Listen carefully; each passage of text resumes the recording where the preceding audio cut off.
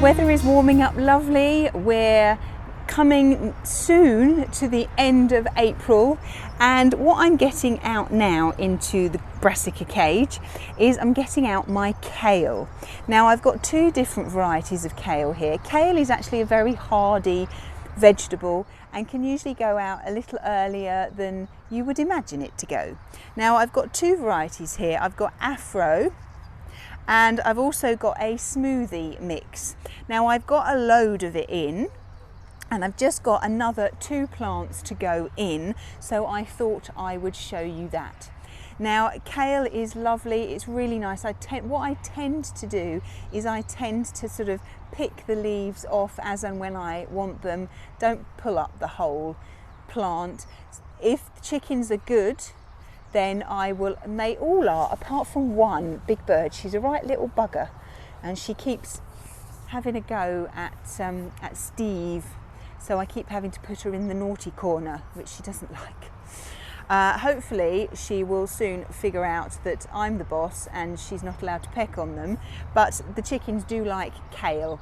I used to give some of ours, I used to tie up a load of leaves and just give it to them and sort of hang it, and they used to absolutely obliterate that in about 10-15 minutes. So this is what my kale looks like at the moment. I have positioned it about 6 inches apart from each other, each plant. These ones don't get particularly big. If you get the really big kale, then I would suggest planting it about 9 inches apart from itself. But these ones are absolutely fine being 6 inches apart. So let me just show you how I'm going to plant it out into the ground. Okay, so as I say, I've got 2 plants here. I'll do this one first and then I'll do the one closest to me. So what I'm going to do is I'm just going to dig a nice deep hole. The hole needs to be deeper than the pot and a little, just a little bit deeper than the pot. You can plant these in fairly deep, so I'll most probably plant it up to sort of about here, so about 1 inch higher than it is in the pot here. So let's just dig a nice big hole. If your hole's not quite deep enough, you can always make it a bit bigger.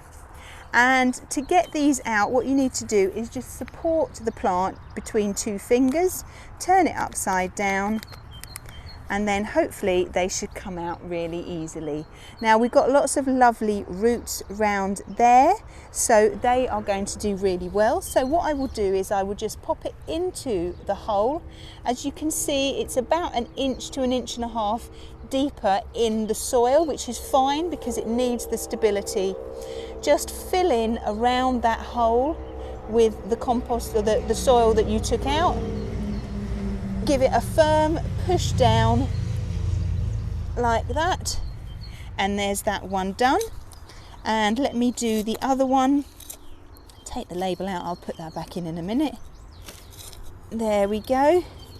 Support the plant with 2 fingers, turn it upside down, and hopefully it should come out really, really well.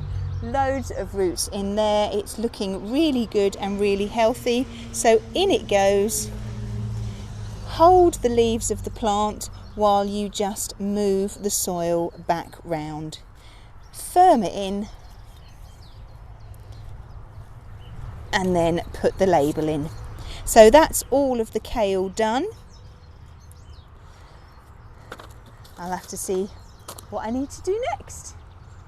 So that's all my kale in. What I'm going to do now is I will just give it a really good water in, and hopefully in the next few weeks it will get really settled into the soil.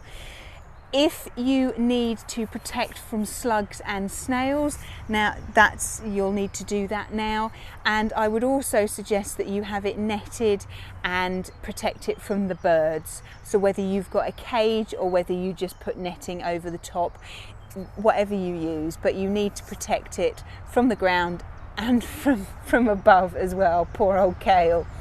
I'm most probably not going to put any slug protection on here because I don't think I'll need it, because being in the raised beds, they're actually quite rough, and I've never seen a slug or a snail on or in my raised bed yet. So we'll have to see. If I do notice little silver lines, then I will have to put something on the soil and around the plants to stop and just see how they go. But once they get to a certain height, and as you know, they get big enough, then they're too big for slugs and snails to even bother them. So if you do have to use pellets, usually you only have to put them one lot on, and then by the time those ones have disappeared, then the plants are big enough and they're too big for the slugs and snails to bother them. But there are plenty of other ways that you can protect from slugs and snails: eggshells, sand, coffee grounds, all sorts of things. So it's entirely up to you what you want to use.